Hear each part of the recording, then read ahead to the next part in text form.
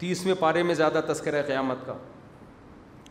مفتی صاحب کیا کوئی شخص توحید پر تھا اور دنیا سے چلا گیا, کچھ گناہوں سے توبہ نہیں کی, تو کیا بروز قیامت جہنم سے نکل کر جنت میں جائے گا؟ جی ہاں, اگر کسی کی توحید پر موت واقع ہوئی ہے تو گناہوں کی سزا کھانے کے بعد بالآخر وہ جنت میں جائے گا. اللہ اپنے ماننے والے اور نہ ماننے والوں کو برابر نہیں رکھیں گے. حدیث میں آتا ہے کہ جب مسلمان جو گنہگار تھے وہ جہنم میں ہوں گے, عذاب میں ہوں گے, تو ایک وقت آئے گا کافر ان کو طعنہ دے گا کہ یار تم تو مسلم تھے, تم تو خدا پر اور پیغمبروں پر ایمان لاتے تھے, تو انجام تو ہم دونوں کا سیم ہی ہے. تو اس وقت اللہ کو غضب غیرت آئے گی کہ جو مجھے مانتے تھے میں ان کو ان لوگوں کے ساتھ کیوں چھوڑوں جو مجھے نہیں مانتے تھے. تو حدیث میں آتا ہے اللہ نکالے گا توحید پرستوں کو کہ جتنے بھی گناہ گار تھے لیکن چونکہ مانتے تھے. اس لیے میرے بھائی گناہ اگر اول تو گناہ ہونے نہ دو, ہوتا ہے تو اکڑو نہیں, اس پہ اچھائی کا لیبل نہ لگاؤ, مانو اے اللہ میں گناہ گار ہوں, میں غلطی پر ہوں. آج بڑا مسئلہ پتہ ہے کیا ہے, جب آپ کسی کو بتائیں غلط ہے تو وہ اکڑن دکھانے لگتا ہے. ایک صاحب سے میں نے کہا بھائی اس پہ عذاب قبر ہوتا ہے جو آپ اس طرح کی باتیں کر رہے ہو. کہتا ہے ابے جب قبر میں جائیں گے تو دیکھا جائے گا. یہ تو آپ یعنی عذاب قبر کی توہین کر رہے ہو نا. میں نے کہا جب قبر میں جاؤ گے تو صرف دیکھا ہی جائے گا, اس وقت توبہ کی مہلت نہیں ملے گی. تو مذاق نہ اڑاؤ میرے بھائی, اگر اللہ نہ کرے گناہ ہو رہا ہے, مانو اے اللہ میں گناہ گار ہوں, میں خطا کار ہوں, میں اس پہ فخر نہیں کرتا. کوئی عورت اگر پردہ نہیں کرتی ہے, یہ نہ کہے کہ ہم نے بڑی دیکھ لی ہیں پردے والیاں کیسی ہوتی ہیں, اور کوئی پردہ وردہ یہ پرانے لوگوں کی پرانی باتیں ہیں. نہ بولے بھائی میں پردہ نہیں کر رہی, میں غلط کر رہی ہوں. اللہ سے دعا کرو کہ اللہ مجھے توفیق دے. آپ کی داڑھی نہیں ہے, آپ یہ نہیں کہا بھائی ہم نے بڑے داڑھی والے بھی دیکھ لیے سب چور ہوتے ہیں, اس طرح لوگ باتیں کر رہے ہوتے ہیں نا. اب داڑھی واڑی کچھ نہیں بھائی, آپ بولو یار میں غلط ہوں, داڑھی نبی کا حکم ہے, میں نہیں رکھ رہا, دعا مانگو اللہ مجھے بھی توفیق دے. تو برائی پہ اتراؤ نہیں, کبھی بھی اتراؤ نہیں برائی پہ. تو آج مسئلہ یہ ہونے لگا ہے کہ اس پہ فخر کرنے لگے ہیں. یہ فخر یہ کفر ہے, فخر کرنا, اس پہ اللہ نہیں بخشے گا. اللہ کہے گا تجھے تو اپنے جرم پہ ندامت ہی نہیں تھی. جس کو ندامت ہے اس کے بخشے جانے کا امکان ہے. اس کا بھی امکان ہے اللہ بغیر سزا کے ہی معاف کر دے, امکان ہے.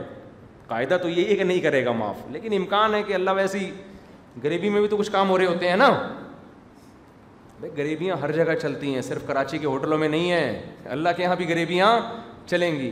4 آدمی جا رہے ہیں, اللہ کہیں گے خاندان کا ایک فرد غریبی میں لے جا. ٹھیک ہے نا, یہ 4 تو اپنے اعمال سے جا رہے ہیں, ایک غریبی. تو غریبیاں وہاں بھی چلیں گی, لیکن آپ اپنے آپ کو اس غریبی میں نہ لے کر آؤ, توبہ کرو. کیونکہ اگر غریبی نہیں ہوئی پھر کیا ہوگا, پھر تو بڑے وہاں کا جہنم کا عذاب ہے بھائی. کوئی چھوٹا عذاب تھوڑی ہے, وہ اللہ بچا کے رکھے ہم سب کو. تو اس لیے گناہوں سے بچو, توبہ کرو, گڑ گڑاؤ, معافیاں مانگو. بار بار ہو رہا ہے, بار بار توبہ کرو. اچھا ایک تو یہ بڑا جرم ہے کہ آپ مذاق اڑانا شروع کر دیں دین کا, اور کہیں یار یہ کچھ سب مولویوں کی باتیں ہیں, اور پردہ وردہ اور بد نظری, یہ سب فضول باتیں. یہ خطرناک. دوسرا ایک خطرناک اور بھی ہوتا ہے کہ جب آپ کسی گناہ کے عادی ہو جاتے ہیں نا, تو آپ ہتھیار ڈال دیتے ہیں کہ یار بس میں اسی گناہ میں اب زندگی گزاروں گا, یار مجھ سے نہیں چھوٹتا. یہ بڑا ڈینجرس ہے. نا نا نا نا نا, آپ ایک گناہ ہو گیا توبہ کرو, ہو گیا توبہ کرو, ہو گیا توبہ کرو, ہو گیا توبہ کرو, ہو گیا توبہ کرو. آپ بولو میں لڑتا رہوں گا ساری زندگی. یہ نہ کہو کہ اب مجھے بد نظری کی چونکہ عادت پڑ چکی ہے, یار اب چھوڑو یار, بس کمپرومائز نہ کرو. نا نا نا نا نا, سمجھ رہے ہو. بعض لوگوں کو انٹرنیٹ پہ فحش فلمیں دیکھنے کی عادت پڑ جاتی ہے, توبہ کرتے ہیں, پھر فلم دیکھ لی, پھر توبہ کی, توبہ کر کے کہتے ہیں یار ہم سے نہیں چھوٹتی, اب جی بھر کے دیکھتے رہو بس. یہ بہت خطرناک ہے, بہت خطرناک. توبہ کرتے رہو کرتے رہو کرتے رہو, بولو چھوڑنے کی کوشش میں موت تک لگا رہوں گا.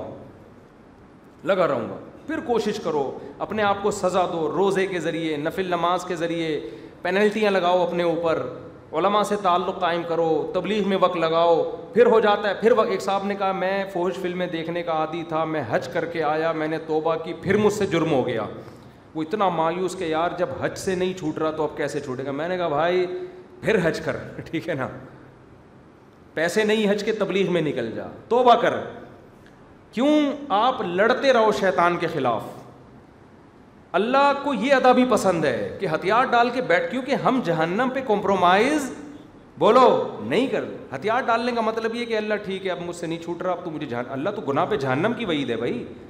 آگ پہ کون تیار ہو جاتا ہے کہ دیکھو کوئی شخص آپ کو ایک گڑھا ہے جس میں آگ جل رہی ہے, دھکیل کے لے کے جا رہا ہے, آپ نے پورا زور لگا دیا لیکن وہ اتنا طاقتور ہے کہ وہ آپ کو گھسیٹ رہا ہے اور آپ کو یقین ہو گیا کہ میں اس سے پنجہ نہیں چھڑا سکتا, تو کیا آپ اب آرام سے جانا شروع ہو جاؤ گے کہ بھائی چھوڑو مجھے, اب میں تو بھاگ تو سکتا ہی نہیں ہوں, چھوڑو مجھے پتہ ہے کچھ نہیں, چلو میں خود اب آرام سے جا رہا ہوں, اس ٹینشن کی کیا ضرورت ہے؟ ایسا کرو گے؟ آخری دم تک آپ اس سے اپنا ہاتھ چھڑانے کی کوشش کرو گے جبکہ آپ کو یقین بھی ہوگا کہ نہیں چھڑا سکتا میں. تو جہنم کی آگ بھی ایسا ہی ہے, جہنم سے بچنے کے لیے گناہ چھوڑنا ضروری. تو شیطان بار بار بار بار گناہ کروا رہا ہے, آپ کو یقین ہو گیا بالفرض, اول تو یقین ہونا نہیں چاہیے ایسا, یہ تو ایسا نہیں ہو سکتا, مایوس نہیں ہو انسان, بڑے بڑے لوگوں سے بڑے بڑے گناہ چھوٹے ہیں, آپ کو یقین ہو گیا کہ مجھ سے یہ گناہ نہیں چھوٹے گا, پھر بھی آپ نے کوشش نہیں چھوڑنی, مرتے دم تک بھی جو ہے نا آپ آخری کوشش کرو یار میں اس پہ کمپرومائز نہیں کروں گا, حتیٰ کہ جس دن موت ہوئی نا اس دن بھی فلم دیکھ کے مرے آپ, اللہ نہ کرے, لیکن آپ کو احساس ہو گیا اب دوبارہ کوشش کروں گا میں, اب پھر جا رہا ہوں سہروزے میں تبلیغ میں یار, اب تاکہ یہ عادت چھوٹ گئی تھی دوبارہ نہ آئے.